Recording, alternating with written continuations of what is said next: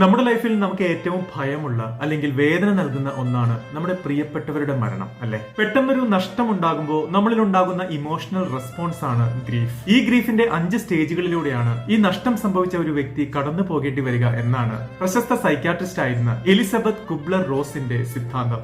ഈ 5 സ്റ്റേജുകൾ ഏതൊക്കെയാണെന്ന് നമുക്കൊന്ന് നോക്കാം. Number 1, denial. നമുക്കത്രയും ഇഷ്ടപ്പെട്ട ഒരു വ്യക്തി പെട്ടെന്ന് ഇല്ലാതായി കഴിയുമ്പോൾ ആദ്യം നമ്മളിൽ ഉണ്ടാകുന്ന ഒരു ഇമോഷണൽ റെസ്പോൺസ് ആണ് ഡിനയൽ. അതായത് ആ ഒരു സിറ്റുവേഷനെ അക്സെപ്റ്റ് ചെയ്യാൻ നമ്മൾ ബുദ്ധിമുട്ട് കാണിക്കും. ഈ സ്റ്റേജ് കഴിഞ്ഞ് നമ്മൾ എത്തുന്ന രണ്ടാമത്തെ സ്റ്റേജ് ആണ് ആങ്കർ, അഥവാ നമുക്ക് ദേഷ്യം തോന്നും.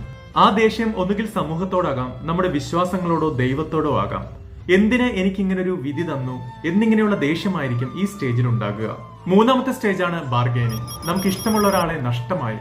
അപ്പോൾ നമ്മൾ യൂണിവേഴ്സിനോട് അല്ലെങ്കിൽ ദൈവത്തോട് യാചിച്ചു നോക്കും, എനിക്ക് ഈ ആളെ തിരിച്ചു തരാമോ, പകരമായി ഞാൻ എന്ത് വേണമെങ്കിലും നൽകാം എന്നിങ്ങനെ. പക്ഷെ അത് കിട്ടുന്നില്ല എന്നാകുമ്പോൾ നമ്മൾ അടുത്ത സ്റ്റേജിലേക്ക് എത്തിപ്പെടും. അതാണ് ഡിപ്രഷൻ. എനിക്ക് എന്തുകൊണ്ട് ഇങ്ങനെ സംഭവിച്ചു എന്ന ചിന്ത അവരെ ഡിപ്രഷനിലേക്ക് എത്തിക്കും. ആ ഡിപ്രഷൻ സ്റ്റേജിൽ കുറച്ചുനാൾ അവർ കഴിയും. അതും കഴിഞ്ഞിട്ടുള്ള ലാസ്റ്റ് സ്റ്റേജ് ആണ് അക്സെപ്റ്റൻസ്.